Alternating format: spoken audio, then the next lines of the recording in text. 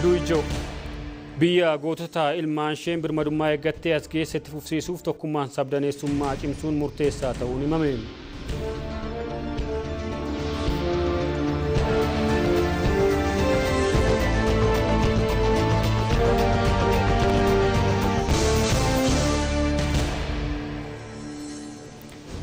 Bu'aa hubannoo namtolcheetti sirnaan fayyadamuuf dhaloonni saayinsii irratti hundaa'ee horachuuf hojjetamaa jira jedhama.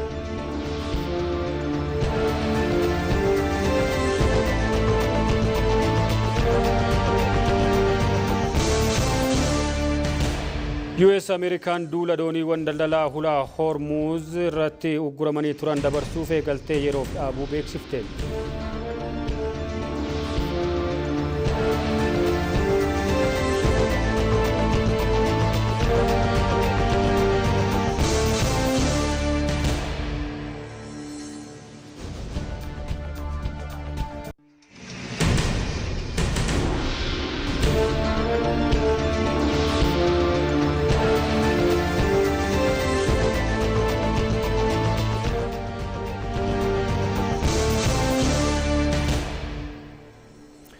Akka mooltan kabajamtoota daawwattoota keenyaa kan daawwachaa jirtan ETV Afaan Oromooti oduu sa'aatii kanaa isinitti himna oduu waliin Muktaar Abdallaati. Itoophiyaan jijjiirama qilleensaa dandamachuuf damee meetirooloojii ammayyeessuuf hojiin hojjettee kan fakkeenyummaa qaban ta'uun ibsame. Biyyattiin jijjiirama qilleensaa dandamachuuf damicha damee meetirooloojii ammayyoomsuuf hojiin hojjettee dandeettii Afrikaa kan guddisan ta'uu ogeeyyiin damichaa biyyoota Afrikaa garaagaraa irraa dhufan himaniiru. Instituutiin meetirooloojii Itoophiyaa hawaasa meetirooloojii Afrikaa waliin ta'uun konfereensii saayinsawaa Finfinneetti gaggeesseera. Ogeeyyiin konfereensicha irratti hirmaatan biyyoota Afrikaa jijjiirama qilleensaa qolachuuf ilaalcha damee meetirooloojii fi haayidrooloojii irratti waliin hojjechuun murteessaadha jedhan. Kunis sababa uumamaa osoo hin taane balaan uumamaa osoo hin mudatiin muuxannoo dursanii of eeggachuu gabbisaa jedhameera. Itoophiyaan damichaan investimentiiwwan gama teknooloojii fi bu'uuraalee misoomaa taasistee dinqisiifachuun investimentiiwwan kunniin Itoophiyaa irra darbuun walitti hidhaminsa dinagdee ardichaaf murteessaadhas jedhameera.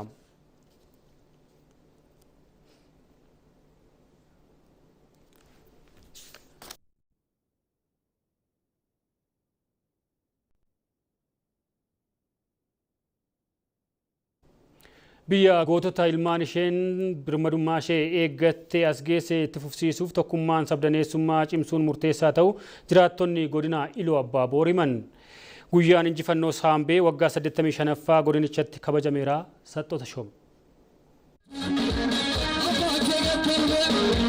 Saambeen iddoo seenaa godina Iluu Abbaa Boor aanaa Aalletti magaala seenaa qabeettii Gooree irraa kiiloomeetira 17 fagaattee argamtuudha. Seenaawwan injifannoo gurguddaa akka biyyaatti galmaan keessaa inni tokko waggaa 85 dura Saambeetti galmaa'e. Humni Itaalii bara 1888tti Adawaa irratti injifatamuu hordofee waggoota 40 booda waraanni faashistii haloo ba'uuf deebi'ee gara Itoophiyaa dhufe. Humna faashistii Itaalii daangaa ce'ee Itoophiyaa weerare qolachuu keessatti ga'een injifannoo Saambee iddoo guddaa qaba. Kanuma bu'uureeffachuun ayyaanni guyyaa gootota Itoophiyaa Saambeetti sirnoota garaagaraan kabajameera. Injifannoo Saambees yaadatameera. Hirmaattonni ayyaanichaa aarsaa gootonni biyyaaf kaffalan yaadachuun gootota dameewwan garaagaraan biyyaaf aarsaa kaffalan horachuuf gargaara jedhan. Uummattoonni keenya seenaa abbootiin keenya eegan yeroo kanaan ga'an jechuudha. Utuu qawween qabaan eeboodhaan lolanii jechuudha. Xaaliyaanii marga dheechisan goonni Saambee jechuudha. Amma aadaa Oromoo beekutti marga buqqisate jechuudha Xaaliyaanii asirratti Saambee irratti jechuudha. Kan Saambee adda godhu jechuudha. Gandoota badaa kutanii dhufanii Saambee irratti mo'amuun uummata Saambeetiif injifannoo guddaadha jechuudha. Kaleessa marfiin matarayyeesii boombii dura eeboo kana qabatee gajara isaa qabatee harka duwwaa diina dura dhaabbatee tun jilbeenfachiisee biyya kan keenya qabnee diinaaf laannu induuna malee utuu nu jirru fudhachuu hin qabdu jechuudhaan dura dhaabbatan jechuudha yeroo sana. Akkuma gootonni kaleessaa dhimma biyyaa irratti tokkummaan dhaabbatan dhaloonni ammaas dhimmoota faayidaa biyyaalessaa irratti ijannoo waloo qabaachuu akka qabu dubbataniiru. Dhaloonni amma jiran immoo abbootii seenaa abbootii isaanii ammayyuu seenaan kun maxxansamee jechuudha. Tokkummaa yeroo sana ture. Uummanni Oromoo tokkummaa yeroo sana ka'ee seera gadaatiin ittiin wal bulchee baqataallee jagna godhe duubatti deebita taanaan bornu keessaa hin qabdu jedhee jagnoomse jechuudha. Haadha immoo dargaggoonni abbootii isaaniirra baranii anuma fakkeenyaaf abbaa koo jala waan hin baradhe qaba. Eeboo kana eeboo waggaa 200 ol achi kaa'amedha jechuudha. Seenaa achi kaa'ee dargaggoonni amma jiru immoo waan ganaan nutti dhufu misooma ta'es waan biyya laatii eeggannullee hambisuu qabna. Nus immoo kan jarri kanaan geggeessan waan ta'eef nu dhaloonni irraa immoo akkuma biyyaatti beekaadhaan wal'aalaadhaan wal qabannee iyyummaa jilbeenfachiisuudhaaf rakkoo jilbeenfachiisuudhaaf tokko taanee ayiriirru garaa misoomaatti kanan jedhudha. Bulchaan godina Iluu Abbaaboor Indaalkaachoo Tafarii dargaggoonni jaalala biyyaa gootota saambee irraa dhaaluun misooma biyyaa tumsuu qabu jedhaniiru. Weerartoota meeshaa ammayyaa hanga funyaanitti hidhachuun dhufanitti waaroo salphinaa uwwisuun mataa gadi qabachiisanii ofirraa deebisuun akka danda'amu qabatamaan mirkaneessuu kan danda'an gootota seenaati. Kaayyoon kabaja ayyaana dirree waraana saambee kun seenaa gootummaa waggoota 80 oliif dhokatee ture baasuun beeksisuun yaadannoon guyyaa goototaa kun akka guutuu biyya keenyaatti akka ta'uu fi dhaloonni har'aa seenaa gootummaa abbootiif haadholii kaleessaa akka beeku akka kabaju fi duudhaa sanaan biyya akka ijaaru taasisuufidha. Gama biraatiin mootummaan keenya damee turizimiif xiyyeeffannoo olaanaa kennee hojjetaa waan jiruuf dirreen injifannoo saambee kunis bakka ga'umsa turistootaa akka godina keenyaatti qabnu keessaa tokko ta'uun diinagdee biyyaa keessatti ga'ee mataa isaa akka taphatu taasisuufidha. Ayyaana yaadannoo injifannoo saambee waggaa 85ffaa irratti gootonni biyyaaf aarsaa kaffalan hojiilee artii garaagaraan leellifamaniiru. Bu'aa hubannoo namtolchee fayyadamuuf dhaloota saayinsii irratti hundaa'e horachuuf hojjetamuu qaba jedhame. Itoophiyaan hubannoo namtolchee karaa naamusa qabuun misoomsuu qorachuu fi hojiirra oolchuudhaan Afrikaa irraa adda duree ta'uuf tattaaffii taasisaa jirtuun beekamtii argatteetti. Dhimma beektaa shoomee dabalata qabdi. Addunyaa irratti bu'aa hubannoo namtolcheetiin guddinni fi jijjiiramni dameewwan adda addaa saffisa olaanaan mul'achaa jira. Kun ammoo addunyaan guddina saayinsii fi teekinooloojiin sadarkaa irra jirtu kan agarsiisudha. Itoophiyaanis damee kalaqaa fi teekinooloojiin sochii gama hubannoo namtolcheetiin eegalte bu'aa argamsiisaa jira.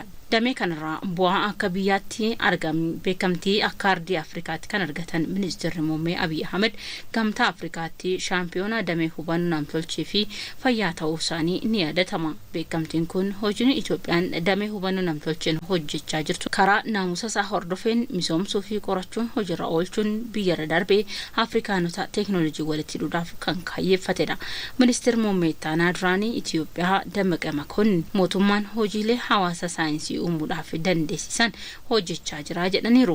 ዓለማዊ ሁኔታውን ስናይ የስፔስ ሳይንስ ራሱ እጅግ የተፋጠነ እድገት እያሳየ አዳዲስ ሁነቶች እየመጡ haala qabatamaa addunyaa yoo ilaallu saayinsiin hawaa guddina saffisaa galmeessisaa jira. Taateewwan haaraan hedduun uumamaa jiran. Kanaaf hirmaannaa fi dorgommii sanaan gitu nu barbaachisuuf of qopheessuun hojjechuu nu barbaachisa. Manneen barnootaa irraa hanga dhaabbilee dhuunfaatti ajandaa taasisuu irratti garuu hojii jajjabeessaan hojjetamaa jira. Humni dhaabbilees dabalaa jira. Giddugalli yaalii Inxooxxoo irratti jalqabe. Laallibalaa irratti bal'ifamaa jira. Kan Inxooxxoos hojii jalqabeera. Kan Laallibalaas itti fufsiisuun ni barbaachisa. ስራ ለመግባት የእንጦጦ ብዙ አገልግሎት እየሰጠ ነው። የላሊበላውንም በቀጣይ ማጠናከር ያስፈልጋል። mootummaan guddina damee saayinsii hawaatiif dhimmoota murteessaa ta'an irratti dandeettii cimsuu fi misoomaalee bu'uuraa damichaaf barbaachisan hojiirra oolchaa jira. Itoophiyaan dhaabbilee fi lammiilee ishee damee kanaan sadarkaa addunyaatti dorgomaa akka ta'aniif hojjechaa jirtis jedhan. በዚህ የዓለም አውድ ውስጥ እንደ ሀገር ኢትዮጵያ haala addunyaa kana keessatti Itoophiyaan akka biyyaatti dorgomaa taatee argamuuf dhimmi murteessaan saayinsiidha. Hawaasni saayinsiitti fayyadamuun yeroo hunda ni injifata. Gabaan addunyaa har'a saayinsii irratti kan hundaa'edha. Hubannoon namtolchee yeroo itti guddachaa dhufe kanatti bu'aan inni fide seeraan itti fayyadamuu fi faayidaa barbaannuuf itti fayyadamuun ammatti dirqama. Kanaaf dargaggoota qophii ta'an hawaasa qophaa'etu nu barbaachisa. Yeroon ammoo haala nama dinqisiisuun gama startaappiin intarprenershiippiidhaanii fi dameewwan biroon hedduu keessatti hirmaachaa jiru. Bu'aan argamee fi dorgommiiwwan kun bu'a qabeessa kan ta'an ammoo carraawwan haaraa dhufan fayyadamuu fi beekuun yoo danda'amedha. Kun hundi ta'ee kaayoo barbaannu bira akka geennuuf nu gargaara. Kanaaf immoo bu'uurri gaariin jira waan ta'eef xiyyeeffannoo kenninee hojjechuu qabna.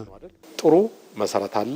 የበለጠ ትኩረት ሰጥቶ መንቀሳቀስ ያስፈልጋል። ኢትዮጵያatti dargaggoonni damee akka startaappii teekinooloojii fi kalaqaa irratti bal'inaan hirmaachaa kan jiran yoo ta'u kanaafis sirni hojmaataa diriirfamuu akka qabus eerameera. Naannoo Oromiyaatti oomishtummaa bunaa dabaluuf sanyii fooyya'aa qonnaan bultoota biraan gahaa jiraachuu biiroon qonnaa naannichaa beeksise. Hoogganaa itti aanaan biiroo qonnaa Oromiyaa Muhammad Saanii Amiin oomishaaf oomishtummaa bunaa guddisuuf sanyii bunaa fooyyaa qorannaan bahe bal'inaan qonnaan bulaa biraa akka ga'u taasifamaa jiraachuu ibsaniiru. Bara kanas biqiltuun bunaa gahaan qophaa'uu isaa eeruun yeroo ammaa bunaa godinaalee fi aanaalee naannichaa rooba arfaasaa argatanitti biqiltuun bunaa dhaabamaa jiraachuu himaniiru. Bara kana sagantaa dhaabii biqiltuutiin biqiltuu bunaa lafa hektaara 200,000 ol irratti dhaabuuf karoorfamee hojjetamaa jiraachuus ibsaniiru. Oomishaaf oomishtummaa bunaa guddisuuf dhaabbiin biqiltuu tooftaa saayinsiitiin akka hojjetamu taasifamaa jiraachuu fi ogeeyyiin damichaa fi qonnaan bultootaaf leenjiin barbaachisaa kennamuu himaniiru. Tajaajila oduu Itoophiyaatu gabaase.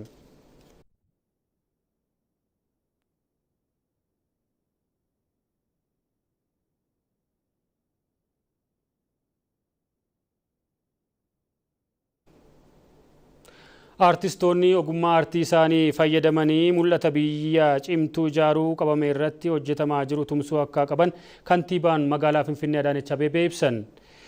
Kantiibaa Adaanech Abeebee siidaa yaadannoo magaalaa Finfinnee artistoota biyya isaaniif gumaachaniif ijaarame eebbisiisaniiru. Obaayyoo Kafani. Ijaarsa biyyaa keessatti gumaachi aartii fi ogeessota aartii olaanaadha. Ogeeyyoonni aartii jechuun yeroo lubbuun turanitti hojii aartii bariin daangessanii hojjetanii darbu. Haaluma kanaan artiistoonni Itoophiyaa yeroowwan garaagaraatti hojii barabaratti ce'uu hojjetaniiru. Ogeeyyoonni aartii kunneenis gumaacha biyyaaf taasisaniif haalota garaagaraan yaadatamaa jiru. Kanneen kennaa kalaqaa barreeffamaan dhalootaaf galaa ka'an, kan sagalee kiilolee isaaniin biyyaa fi lammii faarsan, kanneen bobbocaa fi fakkiin hawwii biyya isaaniif qabanii ibsan. Isaan biroofis oolmaa biyyaaf oolaniin magaalaa Finfinneetti siidaan yaadannoo hojjetameefii jira. Siidaawwan gootota aartii kunneenis ifatti eebbifamaniiru. Itoophiyaan gootota oolmaa oolanii fi hunda ni kabaji jedhan kantiibaan magaalaa Finfinnee Adaanech Abeebee. ሀገር በልማት ስራዎች በድንበር በሰንደቅ ዓላማ በሕግ ብቻ አትገነባም። biyyi hojiilee misoomaa daangaa alaabaa fi seera qofaan ni ijaaramtu. Biyyi kan ijaaramtu yaadannoo waloo lammiileen miiraa fi bu'aalee aartii gurguddoon har'aasitti kan walitti qabamne biyyi teenya Itoophiyaan ogeeyyoonni aartii ishee gumaacha baataniif kabaja akka qabdu ragaa ba'uu fi agarsiisuuf biyyi ogummaa ogeeyyota aartii isheef siidaa jiraataa dhaabdi jechama jedhu qabatamaan argisiisuu dandeenyeerra. ልንመሰክር ልናሳይም ነው። Artiistootni dargaggoonni artiistota gumaacha guddaa biyyaaf gumaachuun kabaja hojii isaaniif siidaan yaadannoo hojjetameefii irraa barachuu akka qabanis dhaamaniiru. የከተማችንን ውበት ከፍ ማድረግ miidhagina magaalaa keenyaa guddisuun mul'ata ol ka'aa lammiilee uumuu fi uumama waliin araara buusuun yaadama ida'amuuti.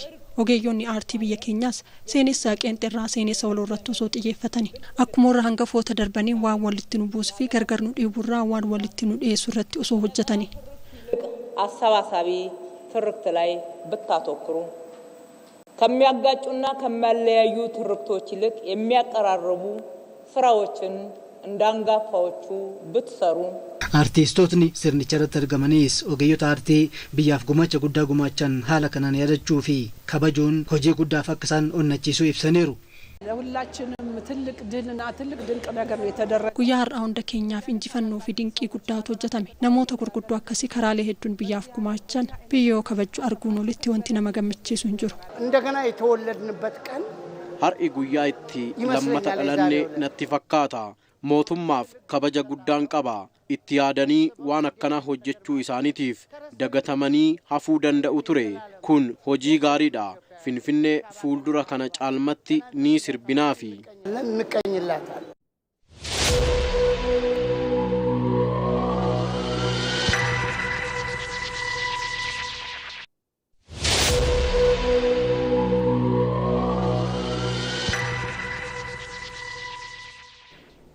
Kan daawwachaa jirtanii TV Afaan Oromooti gara oduu maddeen alaatti darbam. Tarkiyyeen misaayila baalaasitikaa yeroo jalqabaaf ifoomsite.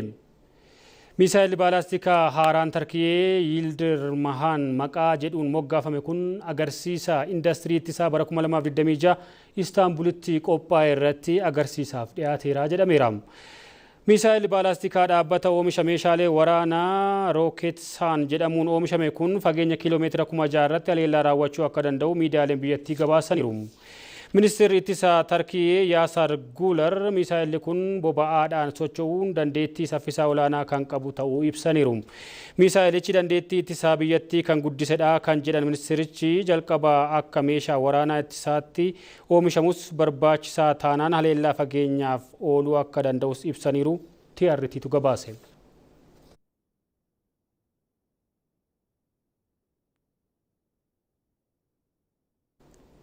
US Amerikaan duula dooniiwwan daldalaa hulaa galaanaa Hormuz irratti uguramanii turan dabarsu Operation Freedom jechuun wiixataa eegaltee turte yeroof dhaabuu beeksiste.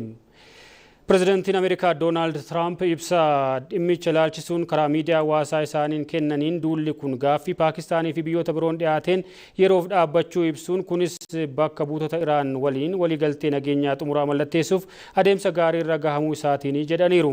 Hulaa galaanaa Hormuz cufuun akka itti fufu kan ibsan pirezidaantichi duulli dooniiwwan daldalaa Iraaniin akka hin darbine dhorkamanii turan dabarsuuf eegalamee ture yeroodhaaf akka dhaabbatu ibsaniiru. Iraan dhimma kanarratti ibsa kennuu baattus humni eegdota warraaqsa Islaamaa Iraan kaartaa haaraa to'annoo Iraan hulaa galaanaa Hormuz qabdu bal'isuu ifoomsuun dooniiwwan daangaa kana keessa darbuuf yaalan deebiin cimaan kan isaan eeggatu ta'uu akeekkachiisaniiru. Aljaziiraatu gabaase.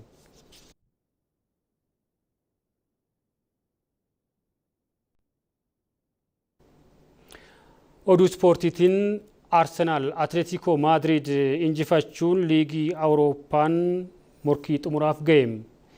Arsenaal